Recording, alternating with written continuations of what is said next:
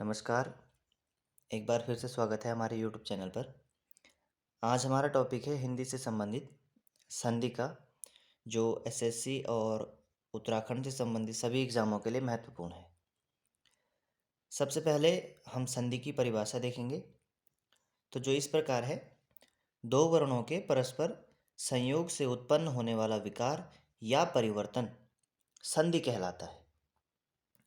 अब परस्पर मेल से अर्थ क्या होगा? जैसे हमने संधि शब्द को ही लिया है, सम धन धी में अगर हम इसको तोड़ दें तो आप देखेंगे कभी भी कोई शब्द संधि में अगर टूटता है तो वो दो शब्दों के रूप में टूटता है। ठीक हो गया। अब यहाँ पे क्या होगा? संधि हमेशा पहले शब्द के अंतिम वर्ण और दूसरे शब्द के पहले वर्ण के बीच में होती है। यहाँ पर व्यंजन संधि का एक रूल लग रहा है, जिसमें क्या होता है कि मौ के बाद कोई स्पर्श व्यंजन आता है, तो स्पर्श व्यंजन जो ध है, तो इसके आने के कारण जो मौ है वो अनुस्वार के रूप में यानी बिंदु के रूप में बन जाता है। तो हम इसको इस प्रकार फिर लिखते हैं। तो पहले मौ इस प्रकार था, संधि के अप्लाई होने के बाद ये अनुस्वार बन गया है। यानी कि विकार क्या उत्पन्न हुआ? पहले जो मौ हलंत के साथ था, अब वो अनुस्वार बन गया है, तो यही विकार जो है संधि कहलाता है। ठीक हो गया। तो संधि की परिभाषा एक बार देखेंगे पुनः। दो वर्णों के मेल से, दो वर्ण कौन कौन से हैं? यहाँ पे मौ है और परस्पर इसके साथ ध मेल कर रहा है। रूल कौन सा लग रहा है? व्यंजन संधि का लग रहा है। जब मौ के बाद कोई स्पर्श व्यंजन आता है तो मौ अनुस्वार बन जाता है, तो जो ये बिंदु है ये अनुस्वार कहलाता है, तब संधि शब्द का निर्माण हुआ है। अब ये संधि होते कितने प्रकार की है? तो संधि के भेद हम देखेंगे, तो एक होगा स्वर संधि, एक होगा व्यंजन संधि और एक होगा विसर्ग संधि। अब संधि पर जाने से पहले आपको दो चीज़ें ध्यान रखनी है कि ये वर्ण, जो वर्ण शब्द आया है, ये वर्ण होता क्या है। तो आपको ध्यान रखना है, सभी स्वर, स्वर जैसे जो हम अ, आ से लेकर के अंग अह तक देखते हैं, ये हमारे स्वरों के अंतर्गत आते हैं। और स्वर रहित, स्वर रहित व्यंजन, व्यंजन क्या होते हैं? व्यंजन जो हम क, ख, ग वगैरह लिखते हैं। अब स्वर रहित क्या होगा? कभी भी किसी व्यंजन के उच्चारण के लिए हमें स्वरों की आवश्यकता होती है। यानी कि जैसे अगर हम क कह रहे हैं, तो जो ये क है ये क धन अ के रूप में टूटता है, तो ये अ एक वर्ण होगा और ये क एक वर्ण होगा, जिसमें ये लगा है हलंत। ये नीचे से डैश जो आपको दिख रहा है, इसका अर्थ होता है हलंत।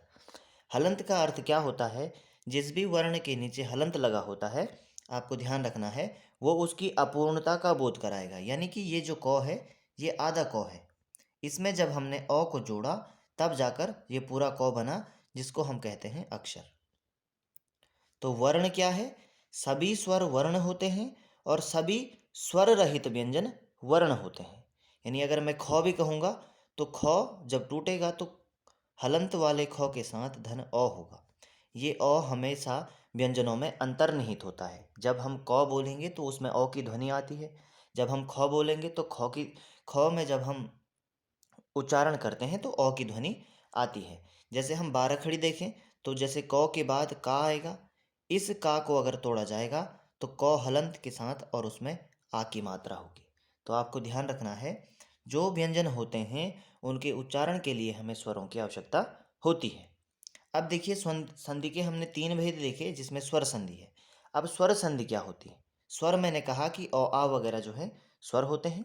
तो स्वर संधि देखेंगे, जब दो स्वरों के मेल से कोई विकार उत्पन्न होगा, उसे स्वर संधि कहते हैं। यानी कि स्वर संधि में सदैव जो है स्वरों का ही प्रयोग किया जाता है, ना कि व्यंजनों का। इसके बाद आपको ध्यान रखना है, स्वर संधि के भी पांच भेद हैं। पांच भेद कौन कौन से हैं? दीर्घ संधि है, गुण संधि है, फिर वृद्धि संधि है, उसके बाद यण संधि है और अयादि संधि है। तो स्वर संधि के भेद पूछेगा तो पांच प्रकार के, और संधि के भेद पूछेगा तो तीन प्रकार की। तीन प्रकार की संधि और स्वर संधि पांच प्रकार की, जिसमें पहली मैंने यहाँ पे डिस्कस करने के लिए रखी है दीर्घ संधि। दीर्घ संधि क्या होती है?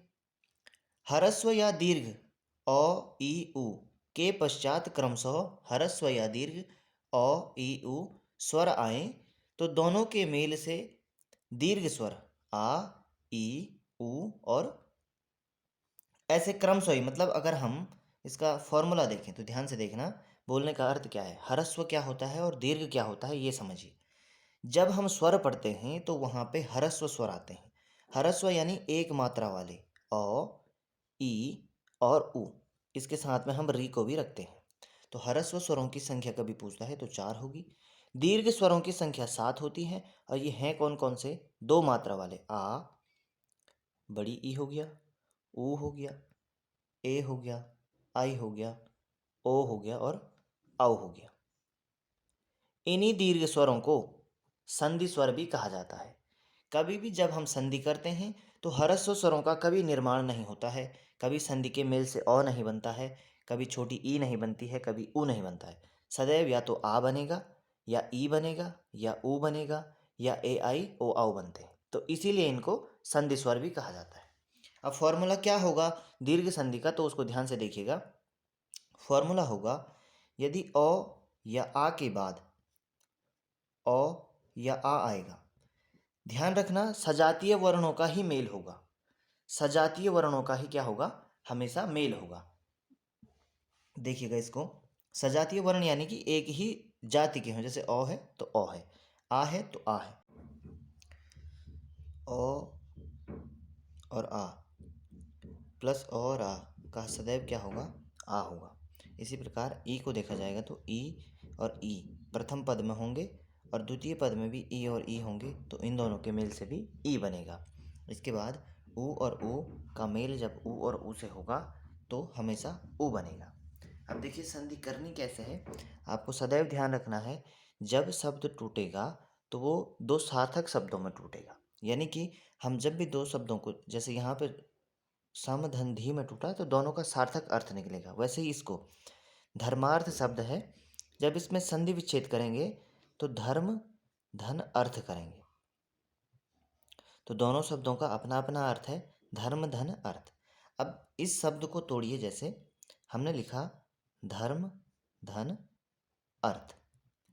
अब रूल इसमें कैसे लग रहा होगा, देखिए मैंने जब कहा था कि क को तोड़ा जाएगा तो उसमें से अ निकलता है, उसी प्रकार जब मैं इस मौ को तोड़ूंगा तो मौ टूटेगा मौ धन अ में, और इसी अ का प्रयोग मैं इस अ के साथ करूंगा तो दोनों के मेल से रूल के अनुसार अ धन अ बराबर आ होता है। तो जो ये आ है, जिस प्रकार हमने इस मौ से अ निकाला था, तो अब ये आ भी हमने इसी मौ को देना होता है। तो पहले अ की मात्रा थी तो मौ रहा, अब आ की मात्रा होगी तो माँ बन जाएगा। जो पीछे का रथ शब्द है, ये शब्द ऐसे ही इसमें जोड़ दिया जाएगा, जो रॉ लगा हुआ है वैसे ही रहेगा और धौ शब्द आगे से जुड़ा रहेगा। तो इस प्रकार संधि करनी है। वैसे ही अगला शब्द है स्वार्थी, तो स्वार्थी में क्या होगा, स्वधन अर्थी, ऐसे वही होगा, वो टूटेगा हलंत वाले वो के साथ और अ के साथ, यहाँ से अ धन अ होगा तो क्या बनेगा, आ बनेगा, और आ बनेगा तो ये आ वापस वो के पास जाएगा तो वो वाह हो जाएगा। पीछे का शब्द वैसे ही आपने जोड़ना है और स्व, ये शब्द ऐसे स्वार्थी बना है। इसी प्रकार देवालय है तो देवालय का संधि विच्छेद होगा देव धन आलय। इसी प्रकार लक्ष्मी इच्छा है तो इसका होगा लक्ष्मी धन इच्छा। अब ये ई वाला शब्द है, अब ये हुआ कैसे, देखो मी शब्द जो था इसको अगर तोड़ दिया जाए तो मौ धन ई होगा, देखो बड़ी ई की मात्रा है तो ई भी बड़ी होगी, प्लस यहाँ पे ई है छोटी, तो जब इन दोनों का मेल हुआ तो बड़ी ई बनेगी, क्योंकि रूल के अनुसार ई धन ई सदैव ई बनता है। इसी ई की मात्रा मौ को दी गई तो बड़ी मी हो गई, और जो शब्द पीछे छोटा था वो इस पे जुड़ा और आगे का शब्द भी वैसे जुड़ा, तब लक्ष्मी इच्छा बना। अब देखो भूर्जा है तो इसका होगा भूधन ऊर्जा। आपको ध्यान रखना है कि शब्द की वर्तनी शुद्ध हो, छोटा ऊ नहीं कर देना है, क्योंकि जो ऑप्शन में रहेगा प्रश्न उसमें चारों ऑप्शन में ऐसे होता है कि किसी में हलंत होगा, किसी में नहीं होगा, ऐसी छोटी छोटी गलतियां वहाँ पे होती हैं। अब गुरुपदेश है तो इसका होगा गुरु धन उपदेश। अब शब्द को ध्यान से देखिएगा, गुरु दो प्रकार से लिखा जाता है, एक गुरु ये होगा और एक गुरु ये होगा। तो जो ये छोटी रू है ये अलग हो, और जो ये बड़ी रू वाला है ये अलग है। दोनों का अर्थ भी अलग अलग होता है। जिस जिस गुरु में छोटी रू का प्रयोग होता है तो इसका अर्थ होता है शिक्षक से गुरु, और जिसमें बड़ी रू का होता है तब ये क्या हो जाता है, इसे आकार से संबंधित गुरु बड़ा हो जाता है। ठीक है, तो अगर इसका विलोम होगा तो इसका शिष्य हो जाएगा, गुरु का शिष्य, और यहाँ पे गुरु का हो जाएगा लघु यानी छोटा, बड़े से छोटे की तरफ। ठीक है, तो संधि में हमने आज दीर्घ संधि पढ़ी है। अगली क्लास में हम संधि का अगला भेद देखेंगे, गुण संधि, और थोड़ा सा दीर्घ संधि को एक बार फिर से रिवाइज करेंगे अगले वीडियो में। तो तब तक के लिए धन्यवाद आप सभी का। चैनल से जुड़े रहने के लिए आप चैनल को सब्सक्राइब करिए और बेल आइकन को प्रेस करना, क्योंकि आगे आने वाले वीडियो आपको जो है मिलते रहेंगे समय समय पर। कमेंट करना, और वीडियो पसंद आया हो तो लाइक ज़रूर करके जाएं। धन्यवाद।